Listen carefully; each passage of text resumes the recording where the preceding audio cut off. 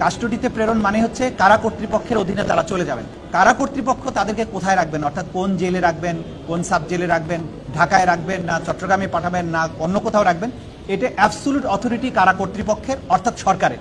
আজকে যাদেরকে উপস্থিত করা হয়েছিল তাদেরকে গ্রেপ্তারের ব্যাপারে, বিচারদের সোপর্দ করার ব্যাপারে আইন শৃঙ্খলা রক্ষাকারী বাহিনী যেমন কাজ করেছেন, তেমনিভাবে বাংলাদেশের সার্বভৌমত্বের রক্ষক হিসাবে আমরা যাদেরকে মনে করি বাংলাদেশ সেনাবাহিনী, তারা এই আদালতের প্রক্রিয়াকে সাহায্য করেছেন। তারা ঘোষণা দিয়েছিলেন যে ল অব দি ল্যান্ডের প্রতি তারা শ্রদ্ধাশীল থাকবেন, বিচার প্রক্রিয়ার প্রতি তাদের সমস্ত সমর্থন থাকবে।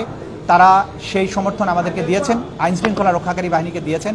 এই আসামিদেরকে গ্রেপ্তার করে আদালতে হাজির করার ব্যাপারে তারা সম্পূর্ণ সহযোগিতা করেছেন।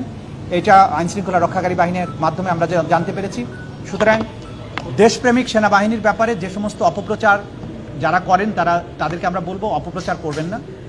ল অব দি ল্যান্ড এবং বিচার প্রক্রিয়া একটা রাষ্ট্রের সভ্যতার মাপকাঠি নির্ধারণ করে। বান্ডেল থাকলে প্রতি সেনমানিতে টাকা বাঁচবে।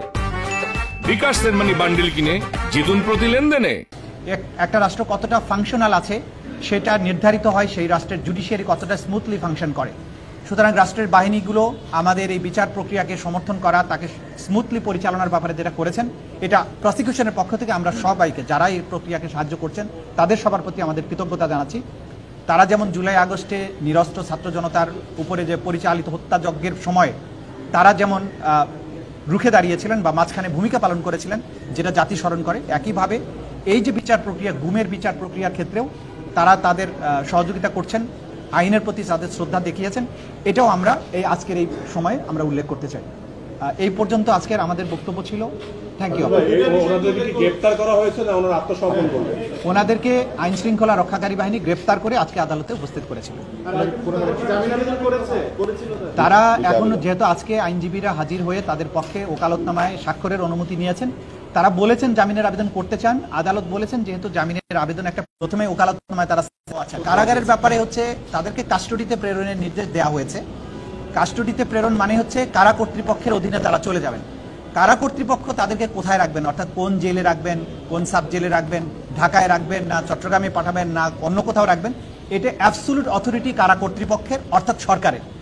আদালতের কাজ হচ্ছে তাদেরকে কাস্টডিতে পাঠিয়ে দেওয়া। কাস্টডিটা মেনটেন করেন রাষ্ট্র বা স্বরাষ্ট্র মন্ত্রণালয় অথবা মোর স্পেসিফিক্যালি কারা অধিদপ্তর। সুতরাং কারা কর্তৃপক্ষ তাদেরকে কোন কারাগারে রাখবেন সেটা তারাই নির্ধারণ করবে। ভাই একটা বিষয় যে এই বিষয়ে যে সুবিধা কারা কর্তৃপক্ষ কোন আসামিকে কি পদ্ধতিতে আদালতে হাজির করবেন এটা ডিসক্রিপশন অফ দি কারা কর্তৃপক্ষ। এই ব্যাপারে আমাদের কিছুই বলার নেই। এইটা দেখেন আইনের মধ্যে যেটা আছে, আমরা সর্বশেষ সংশোধনী অনুযায়ী বলা হয়েছে যখন কারো বিরুদ্ধে বিচার প্রক্রিয়াটা শুরু হয়ে যায়, ফরমাল চার্জ দাখিল হয়, তখন আসলে তিনি আর সার্ভিসে আছেন বলে গণ্য হবেন না। এটাই হচ্ছে আইনের ব্যাখ্যা।